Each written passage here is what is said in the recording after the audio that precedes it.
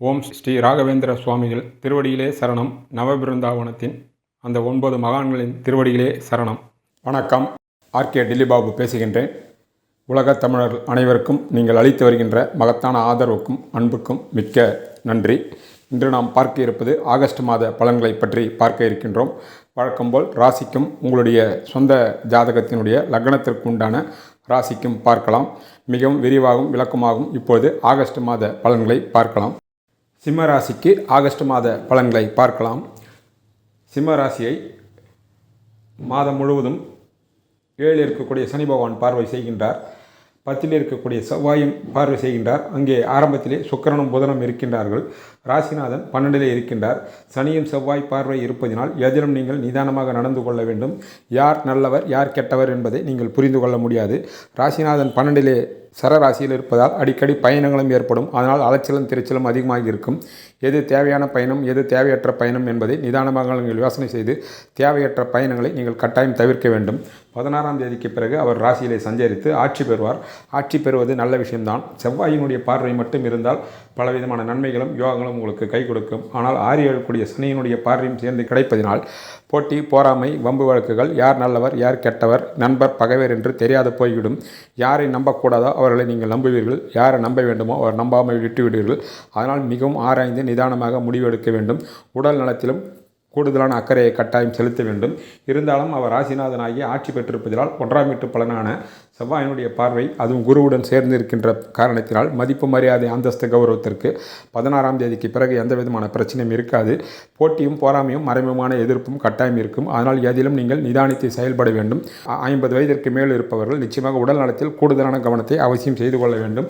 காரணம் சனியினுடைய பார்வை நேராக ராசிக்கு மட்டும் கிடைக்காமல் ராசிநாதனுக்கும் கிடைப்பதனால் நிச்சயமாக உடல் நலத்தில் கூடுதலான அக்கறை கட்டாயம் செலுத்த வேண்டும். உங்களுடைய ராசிக்கு 2 கூடியவர் புதனாகிறார். 2 ராகு கேது சம்பந்தத்தோடு குரு பகவானுடைய பார்வையும் இருக்கிறது. ராசியிலே 2 கூடிய 2-11 கூடிய புதன் வகரமாக இருப்பதினால் 2ஆம் வீட்டின் மூலமாக பலவிதமான நன்மைகள் ஏற்படும். குறிப்பாக குருவினுடைய பார்வை தான். இருந்தாலும் சனி செவ்வாய் பார்வை 2ஆம் வீட்டிற்கும் புதனுக்கும் கிடைப்பதினால் ஆரம்பத்தினால் பொருளாதார விஷயத்திலும் குடும்ப விஷயத்திலும் நீங்கள் விட்டு கொடுத்து செல்ல வேண்டும். வாக்குறுதியை தரக்கூடாது. பணத்தட்டுப்பாடு அப்பப்பொழுது உங்களுக்கு ஏற்படலாம். இருந்தாலும் குருவினுடைய பார்வையால் அது நிறைவேற்றப்படும். கூடுமான அளவுக்கு கடன் வாங்குவதை நீங்கள் தவிர்க்கவும் வார்த்தை விஷயத்திலும் எச்சரிக்கையாக இருக்க வேண்டும். எதற்கும் யாருக்கும் முன்ஜாமீன் போகக்கூடாது. குடும்பத்தில் சண்டை சச்சரவு இருந்தாலும் பதிலுக்கு பதில் என்று பேசினால் குடும்பத்தில் அமைதி கெடும். நண்பர்கள் விஷயத்திலும் நீங்கள் விட்டு கொடுத்து செல்ல வேண்டும் என்பது தெளிவு. 22ஆம் தேதிக்கு பிறகு அவர் வக்ர நிவர்த்தியாகி அவர் 12 செல்வார்.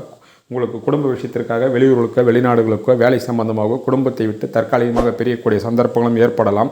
அப்போது ராசிநாதன் ராசியிலே இருப்பார். 2ஆம் வீட்டு அதிபதி 12 இருக்கக்கூடிய காரணத்தினால் வரவுக்கு மீறிய செலவுகளாகும் என்பதால் எச்சரிக்கையாக இருக்க வேண்டும். தற்காலிகமான உங்களுக்கு பயணங்கள் ஏற்பட்டாலும் அது வேலை விஷயமாக இருக்கலாம். குடும்பத்தை விட்டு பிரிந்தாலும் அது தற்காலிக பிரிவாக அமையலாம். உங்களுடைய ராசிக்கு 3 கூடியவர் சுக்கிரனாகின்றார்.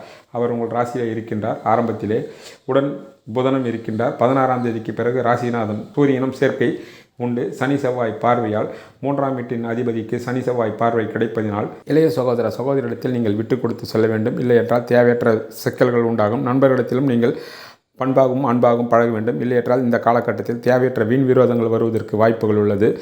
மாத கடைசியில் அவர் 2 நீசமடைவார். தான் வீட்டிற்கு 3ஆம் வீட்டிற்கு விரயத்திலே நீசமடைந்து குருவினுடைய பார்வையில் நீசபங்கம் அடைந்தாலும் இளைய சகோதரன் அவர்கள் மூலமாக உங்களுக்கு சுபவீரியங்களோ அல்லது வீண் வீரிய செலவுகளோ காத்திருக்கிறது என்பது தெளிவு.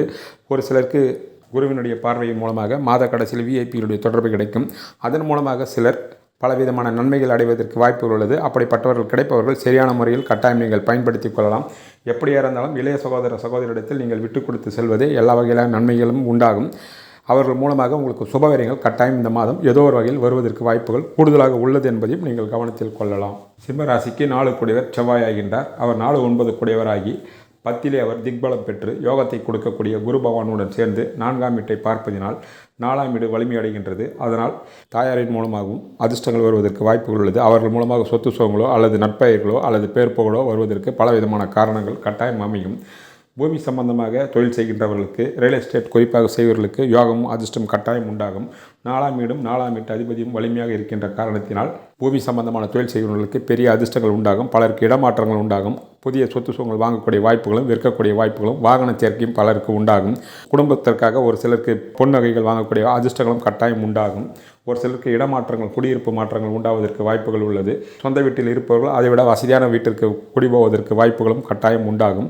அல்லது வாடகை வீட்டில் இருப்பவர்கள் தற்சமயத்தை காட்டிலும் வசதியான குடியிருப்புகளுக்கு செல்லக்கூடிய வாய்ப்புகளும் வசதிகளும் கட்டாயம் உண்டாகும் என்பது தெளிவு. அதே நேரத்தில் படிக்கின்ற மாணவர்கள் கல்வியில் கூடுதலான கவனத்தை செலுத்த வேண்டும். காரணம், 2ஆம் வீட்டாதிபதி சனி செவ்வாய் பார்வையில் இருப்பதினால் கவனச்சிதறல் ஏற்படும் என்பதை நீங்கள் நினைவில் வைத்துக் கொள்ள வேண்டும். மற்றபடி 4ஆம் வீட்டின் மூலமாக வீடு, வண்டி, வாசல், வாகனங்கள் விற்பது, வாங்குவது போன்ற விஷயங்கள் கட்டாயம் இந்த மாதம் ஏதோ ஒரு வகையில் உங்களை அதிர்ஷ்டம் தழுவிக்கொள்ளும். அதை சரியான முறையில் நீங்கள் கட்டாயம் பயன்படுத்தி கொள்ளலாம். உங்களுடைய ராசிக்கு 5 குடைவர் குருபகவான் ஆகின்றார். அவர் 10லே இருக்கின்றார். 5 குடைவர் 10லே இருக்கின்ற காரணத்தினாலும் 10லே இருக்கக்கூடிய செவ்வாயினுடைய 8ஆம் பார்வை 5ஆம் வீட்டிற்கு கிடைப்பதினால் பிள்ளைகள் வகையில் பலவிதமான நன்மைகள் காத்திருக்கிறது. அவருடைய வளர்ச்சியின் மூலமாக உங்கள் மனம் சந்தோஷம் அடையும். அதே வகையில் சுபவரிகளும் கட்டாயம் காத்திருக்கிறது. தான் வீட்டிற்கு அவர் 6லே இருக்கின்ற காரணத்தினால் பிள்ளைகளுக்காக நீங்கள் கடன் வாங்குவீர்கள். அந்த கடன்கள் நீங்கள் சுப கடன்களாக எடுத்துக்கொள்ளலாம். படிப்புக்காக வெளியூர்களுக்கோ வெளிநாடுகளுக்கோ கூட பிள்ளைகள் செல்லலாம். அவரவர் வயதிற்கேற்ற வளர்ச்சியை நோக்கி அவருடைய பயணங்கள் போகும். அதை கண்டு உங்கள் மனம் மகிழக்கூடிய வாய்ப்புகள் கட்டாயம் உண்டாகும் என்பது தெளிவு. உங்களுடைய ராசிக்கு 6 குடைவர் சனி பகவான் ஆகின்றார். அவர் 7லே வகரப்பட்டு இருப்பதினால் போட்டியும் போராமையும் வம்பும் வழக்கும் நேரடியாகவும் மறைமுகமாக இருக்கும். 1ஆம் வீட்டிற்கு பலன் சொன்னது போல ஏதிலும் விழிப்பாக இருக்க வேண்டும். யாரையும் முழுமையாக நம்பிவிடக்கூடாது. எந்த விஷயமாக இருந்தாலும் நீங்களே நேரடியாக கண்காணிக்க வேண்டும் என்பது எந்த விஷயமாக இருந்தாலும், வேலை வாய்ப்பாக இருந்தாலும் சரி, பணியில் இருப்பவர்களும் மற்றவர்களை நம்பினால் சிக்கல்கள் உண்டாகும் என்பதை கவனத்தில் கொள்ள வேண்டும். எதிரிகளை பற்றி நீங்கள் கவலைப்பட தேவையில்லை. 6ஆம் வீட்டிற்கு குரு பகவானுடைய பார்வை கிடைப்பதினால் அவர்கள் என்னதான் சதி செய்தாலும் தெய்வ கடாட்சத்தின் மூலமாக நீங்கள் அவர்களை கட்டாயம் வெல்வீர்கள். உங்களுடைய ராசிக்கு 7 குடைவர் சனி பகவான் ஆகின்றார். அவர் வக்ரமாக இருக்கின்றார். வக்ரத்தில் உக்ரபலம் பெற்றிருப்பதினால் களத்திரகாரன் சுக்கிரனையும் அவர் பார்க்கின்றார். செவ்வாயை பார்க்கின்ற காரணத்தினால் கணவன் மனைக்குள் இந்த காலகட்டத்தில் விட்டு கொடுத்து செல்ல வேண்டும். இல்லையென்றால் சிக்கல்கள் என்பதை கவனத்தில் கொள்ள வேண்டும்.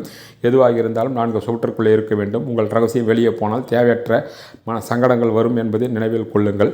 உற்றார் உறவினரிடத்திலும் நீங்கள் விட்டு கொடுத்து செல்ல வேண்டும்.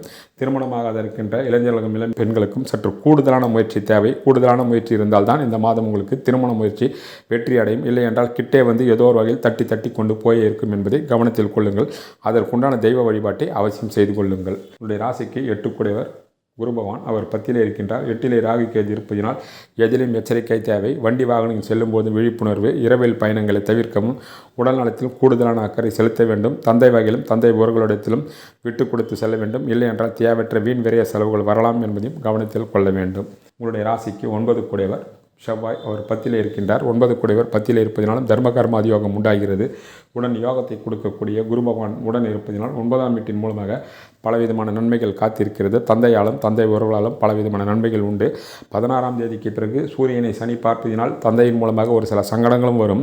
அதே வேளையில் 9 குடைவர் 10லே குருவுடன் இருப்பதினால் யோகமான தசாபுத்தி நடப்பவர்களுக்கு தந்தையின் மூலமாக பலவிதமான நன்மைகளும் ஏற்படும். தெய்வ கடாட்சத்தின் மூலமாக தான தர்மங்கள் செய்யக்கூடிய வாய்ப்புகளும் புனித யாத்திரைகள் செல்லக்கூடிய வாய்ப்புகளும் உங்களுடைய ஆசைகளும் கனவுகளும் திட்டங்களும் நிறைவேறுவதற்கு வாய்ப்புகள் பூரணமாகவே அமையும் என்பது தெளிவு.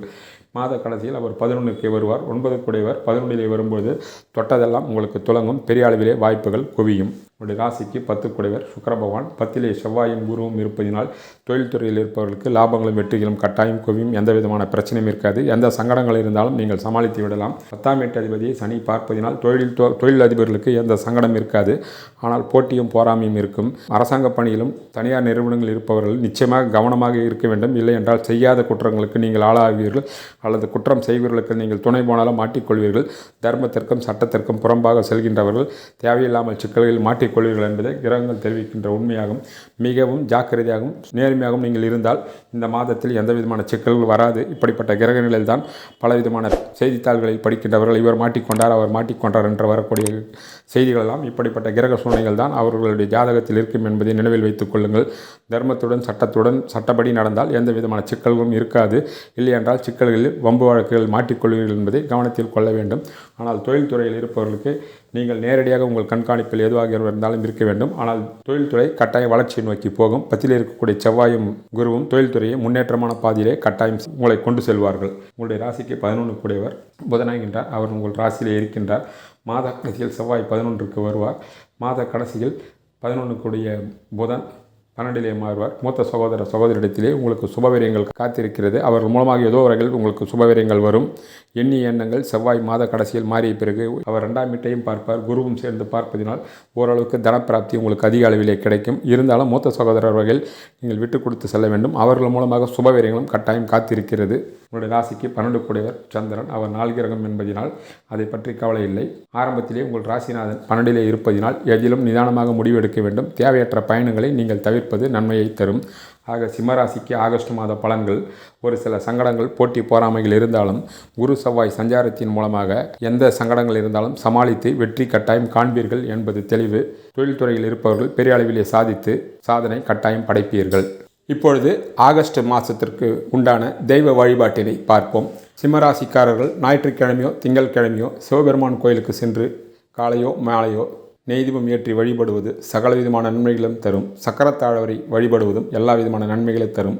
மறக்காமல் சனிக்கிழமை தோறும் ஆஞ்சநேயருக்கு வெற்றிலை பாக்கு மாலை சாற்றுவதும், முடிந்தவர்கள் ஒரு முறை திருவண்ணாமலையோ சிதம்பரமோ சென்று வந்தால் எல்லா விதமான நன்மைகளும் உண்டாகும். வெளிநாட்டு தமிழர்கள் அந்த தெய்வ படத்தை வைத்து வணங்கினாலே போதுமான பலன்கள் கட்டாயம் உண்டாகும். நன்றி, வணக்கம்.